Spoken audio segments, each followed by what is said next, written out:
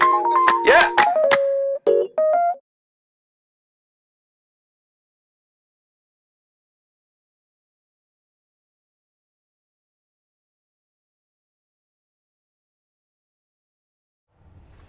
Hello, boys and girls. I'd like to welcome you to the latest Trainers Talk, and I have a special guest today. I have Mary Ziadeh. She is a licensed therapist that focuses on marriage and families, and she's nice enough to sit down with me, and I really appreciate it. Thanks for having me. Yeah. So, it's one of the things I've seen over, obviously, the last couple of years in particular. The need for mental health and those words have really resonated in the last 2 years in particular. What have you noticed in the last 2 years with going through the pandemic and people kind of doing this transition of really thinking about their mental health? So there's a shamanic perspective that every challenge we face brings with it an opportunity for some kind of lesson to be learned or some kind of growth to be achieved. So I think one of the gifts of the pandemic was that it forced everybody to slow down. Yeah. And when we're not busy being distracted with life, we have to pay attention to what comes up. Yeah. And it's hard. Yeah. It's hard to deal with what comes up. So I think, my opinion is that one of the benefits of the pandemic has been that we get to notice what comes up, and then we've had the opportunity to be able to work through whatever that is. Yeah, that's totally true. So when somebody starts to work with you, they reach out. I'll go a step further back. How do people find you? Like, how do you get most of your clients? I think word of mouth. At this point in time, it's word of mouth. We have a website. It's expansioncounselingcenter.com. Right. You can go on there, find out about me, my background, my training, education experience. I have one associate where we just started. Yeah. Very brand new. So hopefully in the future there will be more people on the team to read about. There's Psychology Today, they have a network. Okay. That's the one that's the most well-known that people usually go to look for a therapist. So we have a listing with them. And then we're in the process of getting on some insurance panels. Yeah. So once we start taking insurance, that'll be another way to find us. That's awesome. Yeah. Yeah, that's kind of, I like the entrepreneurial piece because for obvious reasons. Yeah. So somebody finds you, clients are, what does that process look like? What can somebody expect when they walk in or they Zoom in for their first session? What does that look like? So before the first session, I like to do a complimentary consultation with people to find out what they're looking for. Yeah. What are they looking for in terms of their experience in therapy? What are their goals for therapy? What do they want to achieve? To determine, have they been in therapy before? What's their experience been? What has worked for them? And then to give them an idea of what to expect before we get started, because sometimes that helps take the edge off. Yeah. In the world of therapy, we have to do something called informed consent, where we talk to people about potential limitations to confidentiality. And so basically, if there's a suspicion of you're going to hurt yourself, you're going to hurt somebody else, child abuse, elder abuse, that kind of thing, we have to report it. Yep. Safety is first and foremost. And then we talk about the therapy process. Some people enjoy therapy like me, Yep. where, I'll just be in therapy all the time because I like to continue increasing my self-awareness and growing. Other people want results. Yeah. They want a finite period of time where they can have their goal that they're working on, identify it, develop the skills to achieve that goal, and then move on. Yeah. And so we can, talk about that too. That's interesting. So what are some of the most common goals that you see that people who have more of a finite kind of viewpoint of their therapy? Usually it has to do with regulating their emotions. Anxiety is a big one. Yeah. That's pretty common for a lot of people. Sometimes it's depression. Sometimes people have struggles with thoughts, like they can't control their thoughts. Sometimes it's, I don't know how to talk to people. I'm awkward. I don't know how to relate to people. So, we work on all of those things. We look at any limiting beliefs they have about themselves, any negative self-talk that they engage in. Mindfulness is a big part of everything that I do and that my associate Tani does. Coming back to the present moment, really connecting with yourself, totally being grounded in your authority, being empowered from that place that like nobody can take that away from you.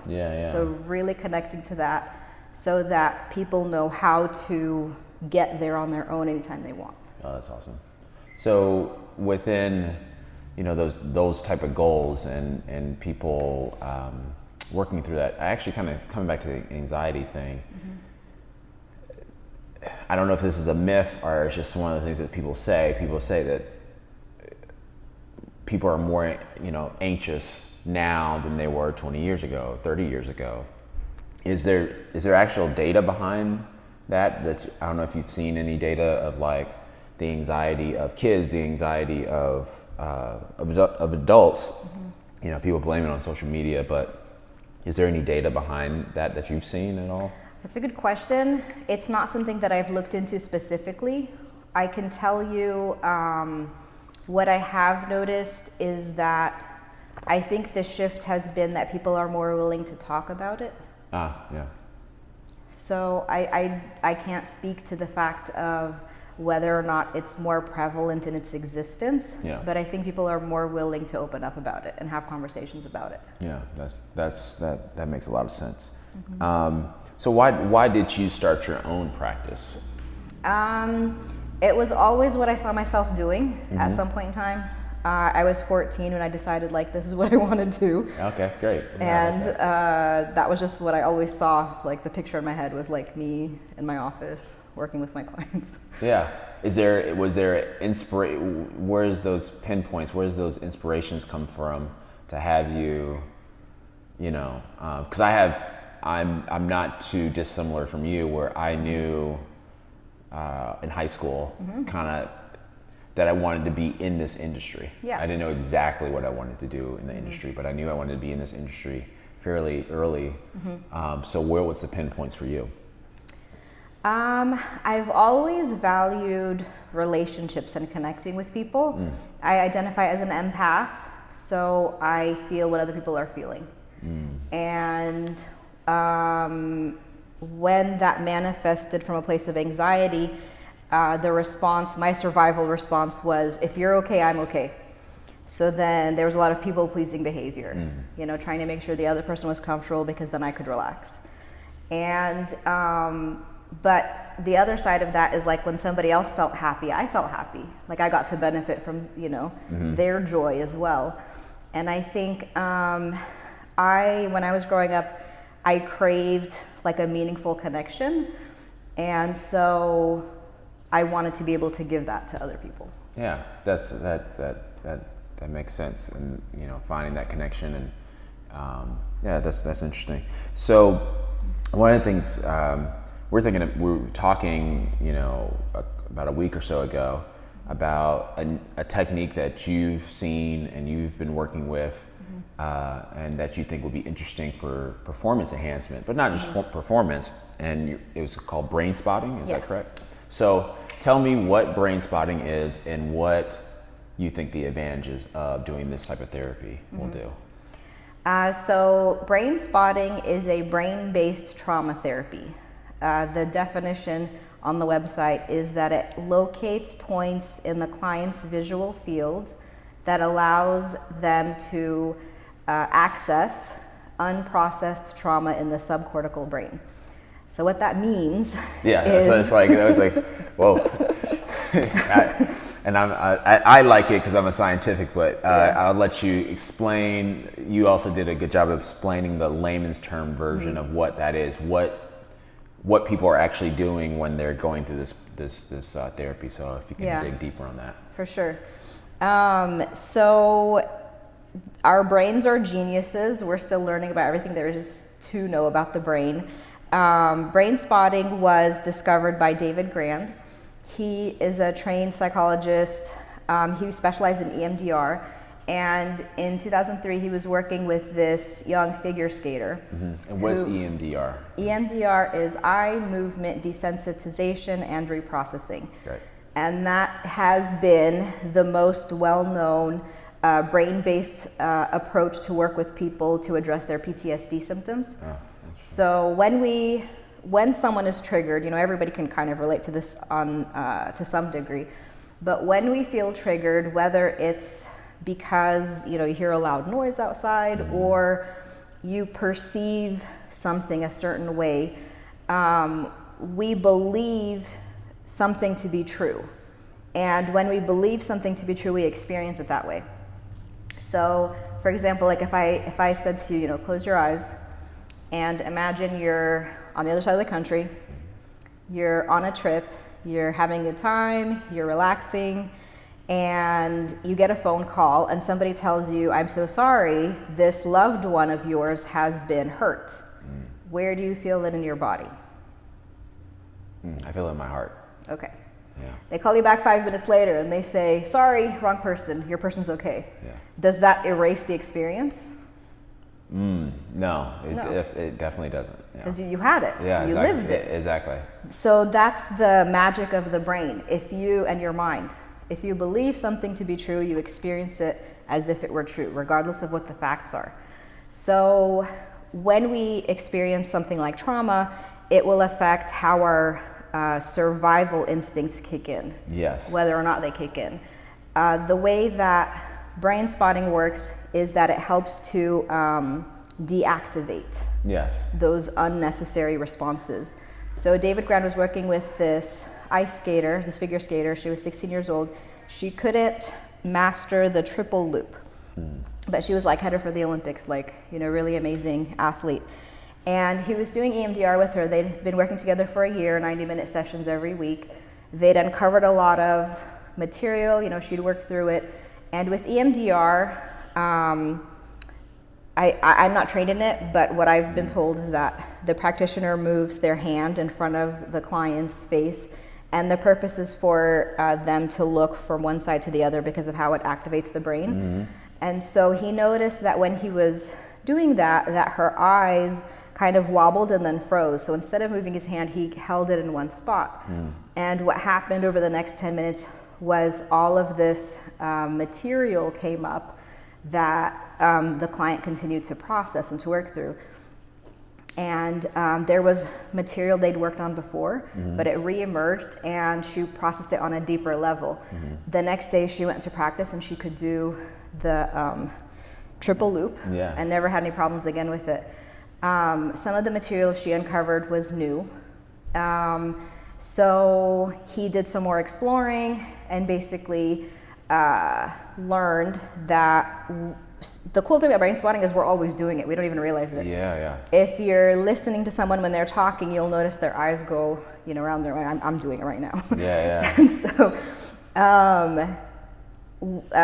me as a clinician, if I was working with you, I would be very attuned to you while you're talking about whatever it is, that you want to work on. And I would look for physiological cues that will help me to identify if you're looking at your top left, that's connected to something in your brain that needs to get processed. So in practice, the way it looks is you have some headphones on, you're listening to bilateral music, it goes from one ear to the other, so it induces a meditative state in the brain, helps you to process on a deeper level. It's also very relaxing. And we find the spot where your brain wants you to look, and you look. And it can be really relaxing. Some people get really quiet. Other people like to share what's coming up for them. Sometimes memories they haven't thought of in a long time. Sometimes they just focus on, this is what I'm noticing in my body. So it's pretty cool. Yeah, no, I mean, there's so much stuff to unpack within that. Is that to do the different, you said, almost something that was interesting. You almost said something that you could train your brain.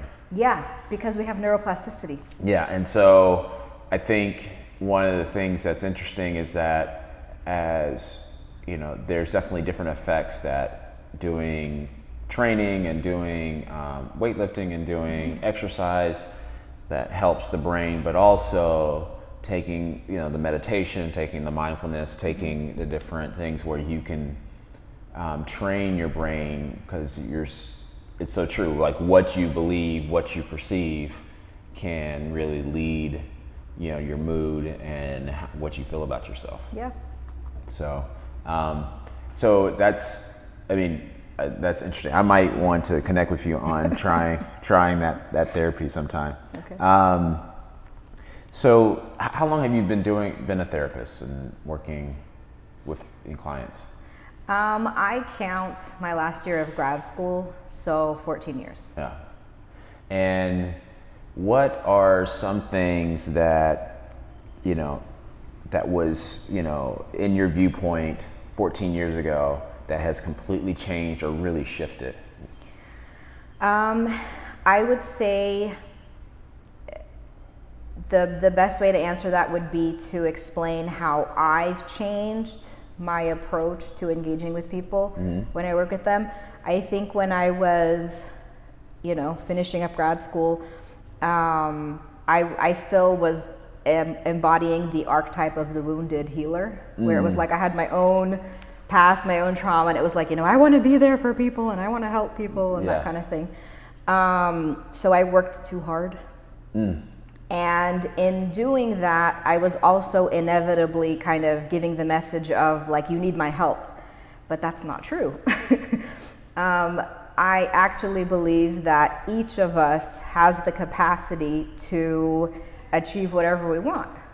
So now I view my role as like someone's support system, not even a guide per se, but someone who's like walking alongside you on your journey and maybe pointing out the things that you don't see and reminding you of the things that you don't see within yourself, and helping my client to connect to their sense of empowerment and really be comfortable in their sense of autonomy, to face the doubts, face the fears, so that they're not limiting you and holding you back. Yeah.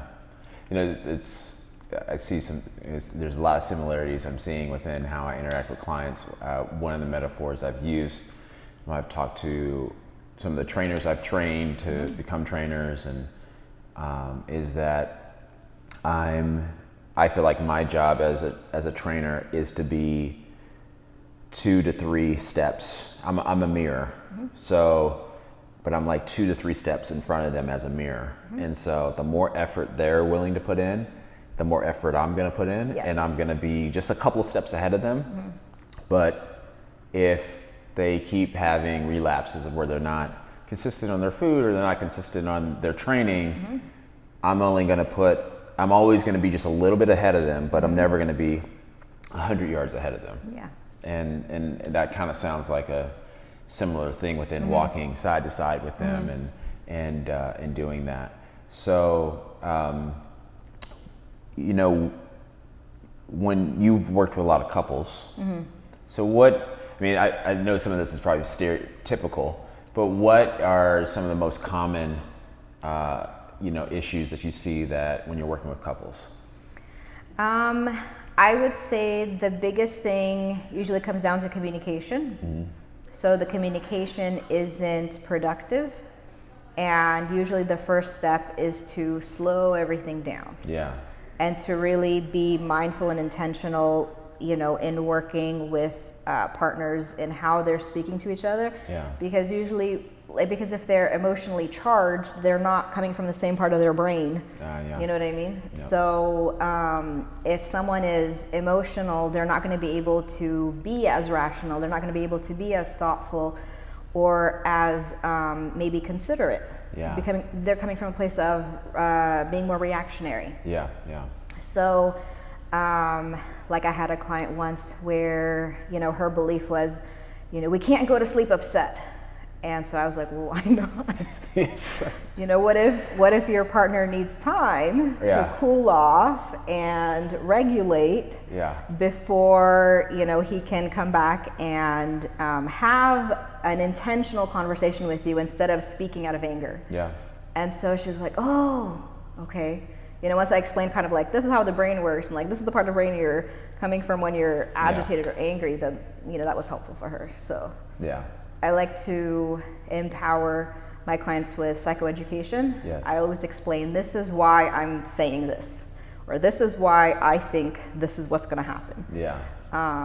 Because that's ultimately, like, it's up to them. Like, we all have free will, and I respect everybody's choice, whatever they want to choose. I want to make sure they have all the information. Yeah. So they can make informed decisions. Yeah, that's interesting. You go to bed angry. That was one of the things earlier in me and Jackie's our relationship. One of the things that was important to her, and then eventually we were able to work through it and communicate. Like, yeah, sometimes for me, it's better for me to land the plane first, and sometimes that's going to take through the night. Yeah. And then to be able to have like a true conversation. So when you're working with several clients, what does success look like for you? I mean, I guess for a finite client who's like, this is the particular goal, that's pretty obvious. But what is it, maybe a client who's just doing it on a regular basis, what does that look like? So I think part of being ethical in my practice is to continuously check in with my client and to say, like, is this working for you? Like, are you getting what you want out of our work together, out of our sessions? And if they're hesitant to say, like, I had one client recently where she was fine, she was doing great. And so I was like, okay, well, let's review like your baseline, where you were, where you are now, because we do that with brain spotting. And I was like, I mean, we can continue meeting if you like, but I think we've addressed everything you wanted to work on. And she was kind of leaning in that direction, so that it was helpful for her that I shared that. If someone's invested in the process and there isn't really a tangible goal, maybe the goal is constantly changing, then I think it comes down to the clinical rapport, is the relationship. Because that, if someone's able to be present with you, accept you unconditionally, have empathy, be respectful, it allows you to go within yourself in places that you might not be able to go without a witness. Yeah. So. And what do you like doing? What type of, I know you're probably, there's a little bit of everything that you like within working with clients, but what have been, if you can give me examples, the most fulfilling kind of examples of you working with clients, either in that finite way or that infinite way? I think in the infinite way, and it's kind of like with all clients, it's the relationship. Like, I really value that. Yes. I consider it a privilege to, they're allowing me to be part of their journey, and that's a big deal. So I appreciate that, and I, have a lot of respect for that and appreciation for that. So that's meaningful to me. And then it's always exciting when somebody's like, I couldn't do this and now I can. Yeah. Like, I have a client right now who's a skater, and we did some brain spotting on some beliefs that were programmed from a young age from one of her parents, and she went to practice, later that week, and her coach, she had some insight, some awareness about herself in her technique that she didn't have before, and she was able to recognize how she had been holding herself back by a belief that she had about what she could or couldn't do. So that was pretty exciting. Yeah, that is always kind of cool, seeing the growth in the client and seeing them kind of blossom a little bit. Yeah. So what does your perfect client look and feel like? Well, I don't. That's a tricky question. So I would say it in this way. So what are some things, like, I think when somebody walks into therapy, what is some approach that would be helpful in allowing you to do your work and them to express themselves in a way that is fulfilling and helps get towards the goal or the long-term goal that they're trying to get? So, like, I'll give my example from like when somebody's walking to the gym is obviously if they can show up a little bit on time, warm up, Yep. Maybe not have their phone right near them, and then being thoughtful about the suggestions and the homework that is given and things like that. So what does that look like for you? Same. Yeah. Somebody who shows up, who's respectful of my time and their own time, who's willing to do the work and who doesn't hem and haw and make excuses. And Yeah. So it makes sense. So what would you say is like the success failure rate when it comes to doing that? Because there's grades within that, because some of it's not always success and failure. There's a lot of in between of what happens. What would you say? I would say this would maybe let's talk about couples, because that's probably even more measurable than anything else, of like couples actually staying together, or maybe success is realizing they shouldn't be together. I don't know.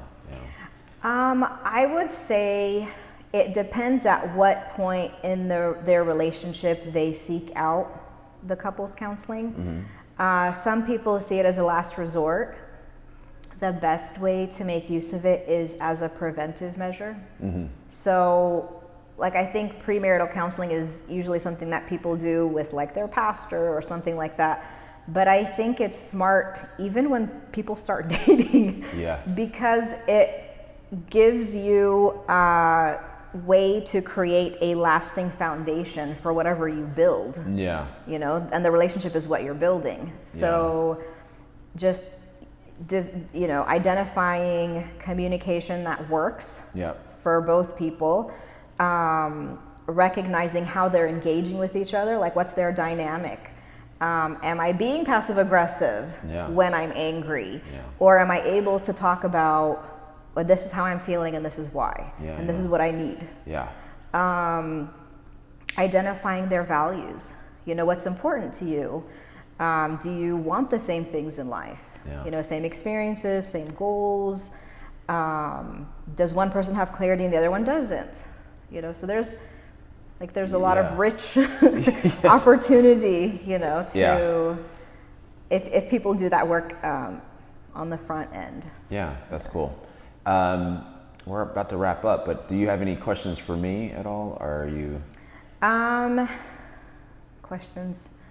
I guess I'm curious to hear from you if you think brain spotting could be something that helps people. Like, what challenges do clients, that you work with have?